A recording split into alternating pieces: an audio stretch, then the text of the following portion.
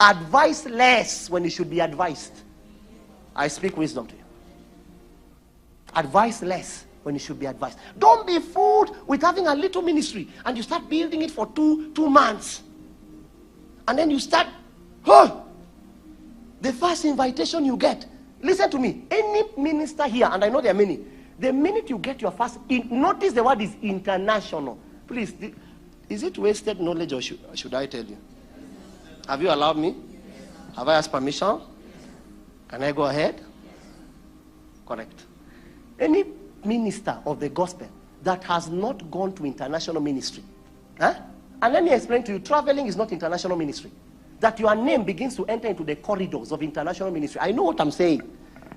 When the first day happens and the door opens, don't enter. Look for a person that has been in international ministry. Ask questions. Ask questions. How do you behave when you're an international? Listen to me. There are messages you shouldn't preach internationally. You know, you just think it's just taking the Bible and just say, boom, simeme, cartello. You're calling the name of people. You must find a way to that level. Do you know it took Esther 12 months to prepare? Preparation stage. First 6 months was just to teach on smell. Hey! You are going to meet a king. That night you are still sleeping. And then that day you notice you are fumbling in your words.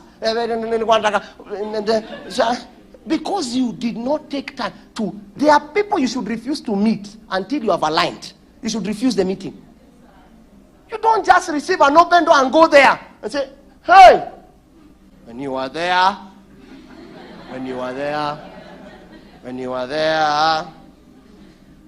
Holy Ghost, when you are there. Oh, excellent Theophilus will ask you, who is the Holy Ghost? What answer will you give? He's the one that maketh rich, you are poor.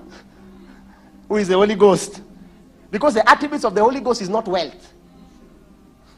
If you don't know those attributes, that is after the fruit of the Spirit, you will miss it. You begin to use works that have nothing to do with the Holy Ghost. So the proof of revival will be darkened in a generation.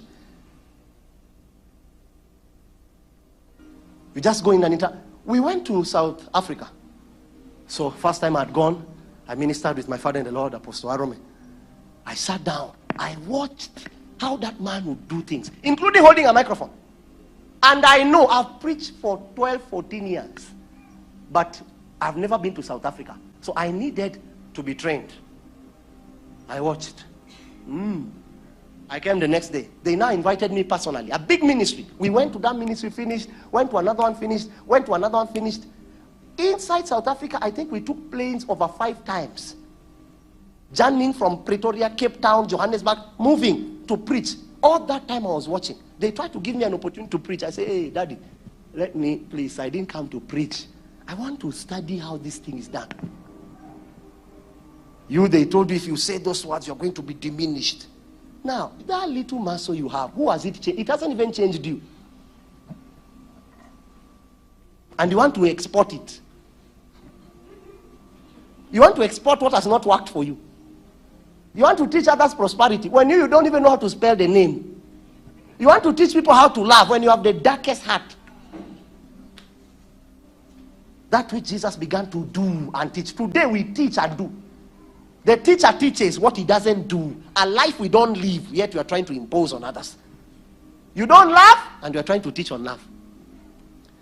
I came to my family the next time we were going as a team. Paul, I took them to South Africa. The first thing I want them, I say, Paula, first thing, Paul, we are not going there to teach people how to dress. They didn't understand. When we got there on a service, Paul said, hey! And I've told you this thing before. If you are not careful, Satan can take you out of the message. You still think you are preaching. You start attacking short dresses. You will go out of the agenda. I am not your pastor, I am a prophet. That's the work of your pastor. I am not a shepherd to you. So I'm not here to teach you on curriculums that take time. You see, I'm only there for 3 days, so I'm here for kingdom. It is your pastor's work to train you on how to dress. If you don't know that, you will just go and start taking a microphone. Satan will make you see brown legs. When you are there, we will now notice your voice is flipping. When you are there. When you are there. When you are there. I say, Bishop, what's the problem? Situations change. Father, change this sitting of this woman. Take her to the back. You will forget the mission and you will start dealing with what never sent you to that nation to deal with. I had already warned them. So me, I didn't care. Whether I find you seated the way you are seated, the only thing I do, I avoid that line. I won't come that direction. It is part of the things you must know as an international minister. You are not there to teach people how to dress. Focus on the matter that Jesus sent you to. Leave the other part alone. If I notice you don't have the qualities, you don't dress well, I won't come that direction. So what I will do, I'll start preaching. When I get to you, I will move so fast, then I will slow. Those are attributes you must know in international ministry. You might laugh. Young people have gone to nations to preach. Breasts have taken them to Satan. Breast. They started every nation. They have slept with people. Every nation. You know why? Because you are not trained well. You just thought it's about taking microphone. Satan knows what you like. If it's yellow, one point you will preach, and every preacher knows what I'm saying is you don't nod your head. Just believe it in your heart. Kaza, ndugu yangu. You will notice you are preaching and then you can look at something, it will begin to distract you. You will begin to fight through that message. Before you know it, Satan would have won. So you must be trained. My generation doesn't like that. You sit under a man of God for 2 months. You come out with a speaker. Bona alisema nini? What did he say? What are you? Where were you when he told you? Who? So your ministry will have no impact. You will struggle. You know why? Because first of all, that territory has not accepted your Lord. The territory doesn't know you. That Peter we know. We know Jesus. Who are you? Those men had backings of works. They knew the mind of God. When Jesus stepped out of a boat, he didn't look for a man. The man looked for him. He knew his assignment. That man was so intelligent that he didn't need land. He told them, Johnny, I don't need a boat. We'll meet on the other side.